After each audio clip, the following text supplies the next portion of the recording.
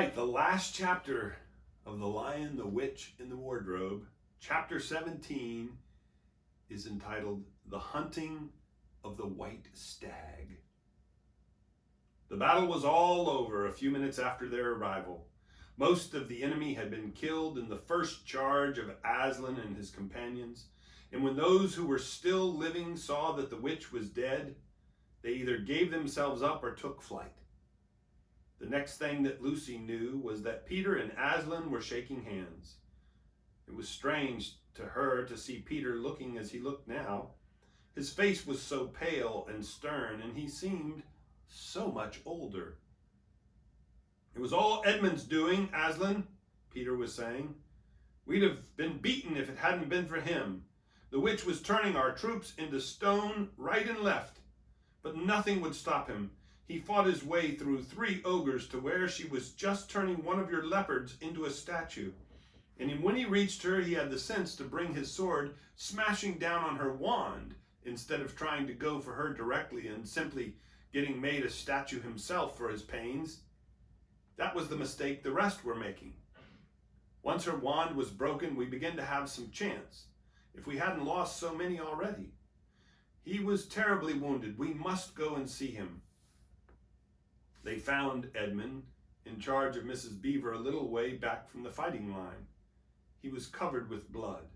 His mouth was open, and his face a nasty green color. "Quick, Lucy," said Aslan. And then, almost for the first time, Lucy remembered the precious cordial that had been given her for a Christmas present. Her hands trembled so much that she could hardly undo the stopper. But she managed it in the end and poured a few drops into her brother's mouth. "There are other wounded people," said Aslan, while she was still looking eagerly into Edmund's pale face and wondering if the cordial would have any result. "Yes, I know," said Lucy crossly. "Wait a minute." "Daughter of Eve," said Aslan in a graver voice. "Others also are at the point of death. Must more people die for Edmund?" "I'm sorry, Aslan," said Lucy, getting up and going with him. And for the next half hour they were busy, she attending to the wounded while he restored those who had been turned into stone. When at last she was free to come back to Edmund, she found him standing on his feet and not only healed of his wounds, but looking better than she had seen him look, for ages. In fact, since his first term at that horrid school, which was where he had begun to go wrong, he had become his real old self again and could look you in the face. And there on the field of battle, Aslan made him a knight. "Does he know," whispered Lucy to Susan, "what Aslan did for him? Does he know what the arrangement with the witch really was?" "Hush, no, of course not," said Susan. "Oughtn't he be told?" said Lucy. "Oh, surely not," said Susan. "It would be too awful for him. Think how you'd feel if you were he." "All the same, I think he ought to know," said Lucy. But at that moment they were interrupted. That night they slept where they were. How Aslan provided food for them all, I don't know. But somehow or other they found themselves all sitting down on the grass to a fine high tea at about 8 o'clock. The next day they began marching eastward down the side of the great river. And the next day after that at about tea time they actually reached the mouth. The castle of Cair Paravel on its little hill towered up above them. Before them were the sands with the rocks and little pools of salt water and seaweed and the smell of the sea and long miles of bluish green waves breaking forever and ever on the beach. And oh, the cry of the seagulls. Have you heard it? Can you remember? That evening, after tea, the 4 children all managed to get down to the beach again and get their shoes and stockings off and feel the sand between their toes. But the next day was more solemn.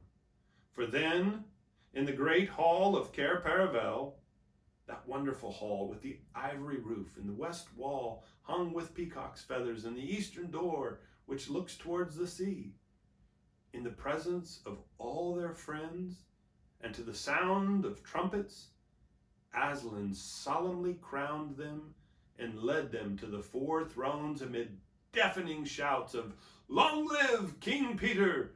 Long live Queen Susan! Long live King Edmund! Long live Queen Lucy!" Once a king or queen in Narnia, always a king or queen. Bear it well, sons of Adam. Bear it well, daughters of Eve, said Aslan. And through the eastern door, which was wide open, came the voices of the mermen and the mermaids swimming close to the shore and singing in honor of their new kings and queens. So the children sat on their thrones, and scepters were put into their hands, and they gave rewards and honors to all their friends, to Tumnus the fawn, and to the beavers, and giant Rumblebuffin, to the leopards, and the good centaurs, and the good dwarfs, and to the lion. And that night there was a great feast in Cair Paravel, and revelry, and dancing, and gold flashed, and wine flowed, and answering to the music inside, but stranger, sweeter, and more piercing, came the music of the sea people. Here's a picture of the castle at Cair Paravel.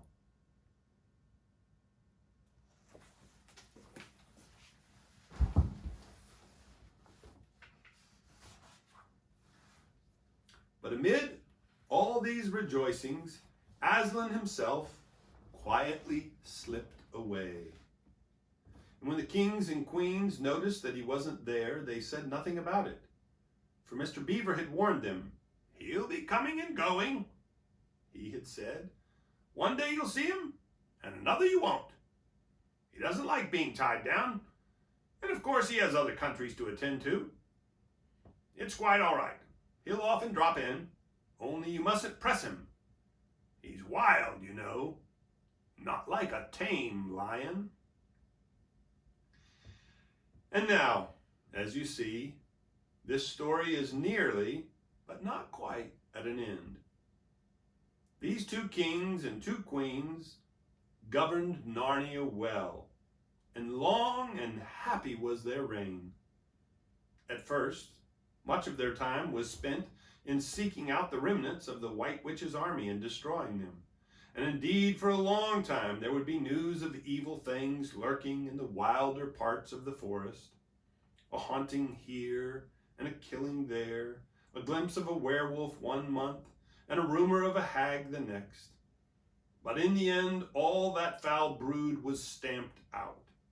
And they made good laws and kept the peace and saved good trees from being unnecessarily cut down, and liberated young dwarfs and young satyrs from being sent to school, and generally stopped busybodies and interferers, and encouraged ordinary people who wanted to live and let live. And they drove back the fierce giants, quite a different sort from giant Rumblebuffin, in the north of Narnia when these ventured across the frontier. And they entered into friendship and alliance with countries beyond the sea, and paid them visits of state, and received visits of state from them. And they themselves grew and changed as the years passed over them. And Peter became a tall and deep-chested man and a great warrior, and he was called King Peter the Magnificent. And Susan grew into a tall and gracious woman with black hair that fell almost to her feet. And the kings of the countries beyond the sea began to send ambassadors asking for her hand in marriage. And she was called Queen Susan the Gentle. Edmund was a graver and quieter man than Peter, and great in counsel and judgment. He was called King Edmund the Just. But as for Lucy, she was always happy and golden-haired, and all princes in those parts desired her to be their queen, and her own people called her Queen Lucy the Valiant. So they lived in great joy, and if ever they remembered their life in this world, it was only as one remembers a dream. In one year, it fell out that Tumnus, who was a middle-aged fawn by now and beginning to be stout, came down river and brought them news that the white stag had once more appeared in his parts. The white stag who would give you wishes if you caught him. So those 2 kings and 2 queens, with the principal members of their court, rode a-hunting with horns and hounds in the western woods to follow the white stag. And they had not hunted long before they had a sight of him, and he led them a great pace over rough and smooth and through thick and thin, till the horses of all the courtiers were tired out, and these 4 were still following. And they saw a stag enter into a thicket where their horses could not follow. Then said King Peter, for they talked in quite a different style now, having been kings and queens for so long, "Fair consorts, let us now alight from our horses and follow this beast into the thicket, for in all my days I've never hunted a nobler quarry." "Sir," said the others, "even so let us do." So they alighted and tied their horses to trees and went on into the thick wood on foot. And as soon as they had entered it, Queen Susan said, "Fair friends, here is a great marvel, for I seem to see a tree of iron." "Madam," said King Edmund, "if you look well upon it, you shall see it is a pillar of iron with a lantern set on the top thereof." "By the lion's mane, a strange device," said King Peter, "to set a lantern here where the trees cluster so thick about it and so high above it, that if it were lit it should have given no light to no man." "Sir," said Queen Lucy, "by likelihood when this post and this lamp were set here, there were smaller trees in the place, or fewer, or none, for this is a young wood and the iron post is old." And they stood looking upon it. Then said King Edmund, "I know not how it is, but this lamp on the post worketh upon me strangely. It runs in my mind that I have seen the like before, as it were in a dream, or in the dream of a dream." "Sir," answered they all, "it is even so with us also." Here's a picture of them hunting in the woods.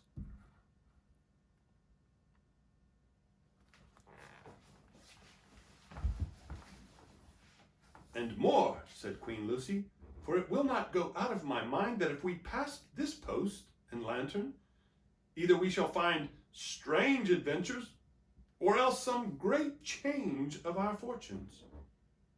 "Madam," said King Edmund, "the like foreboding stirreth in my heart also." "And in mine, fair brother," said King Peter. "And in mine too," said Queen Susan. "Wherefore, by my counsel, we shall lightly return to our horses and follow this white stag no further." "Madam," said King Peter, "therein I pray thee to have me excused, for never since we 4 were kings and queens in Narnia have we set our hands to any high matter, as battles, quests, feasts, feats of arms, acts of justice, and the like, and then given over, but always what we have taken in hand, the same we have achieved." "Sister," said Queen Lucy, "my royal brother speaks rightly, and it seems to me we should be shamed if for any fearing or foreboding we turn back from following so noble a beast as now we have in chase." "And so say I," said King Edmund, "and I have such desire to find the signification of this thing, that I would not by my good will turn back for the richest jewel in all Narnia and all the islands." "Then, in the name of Aslan," said Queen Susan, "if you will all have it so, let us go on and take the adventure that shall fall to us." So these kings and queens entered the thicket, and before they had gone a score of paces, they all remembered that the thing they had seen was called a lamp post, and before they had gone 20 more, they noticed that they were making their way not through branches, but through coats. And the next moment, they all came tumbling out of a wardrobe door into the empty room. And they were no longer kings and queens in their hunting array, but just Peter, Susan, Edmund, and Lucy in their old clothes. It was the same day and the same hour of the day on which they had all gone into the wardrobe to hide. Mrs. Macready and the visitors were still talking in the passage, but luckily they never came into the empty room, and so the children weren't caught. And that would have been the very end of the story if it hadn't been that they felt they really must explain to the professor why 4 of the coats out of his wardrobe were missing. And the professor, who was still a very remarkable man, didn't tell them not to be silly or not to tell lies, but believed the whole story. No, he said, I don't think it will be any good trying to go back through the wardrobe door to get the coats.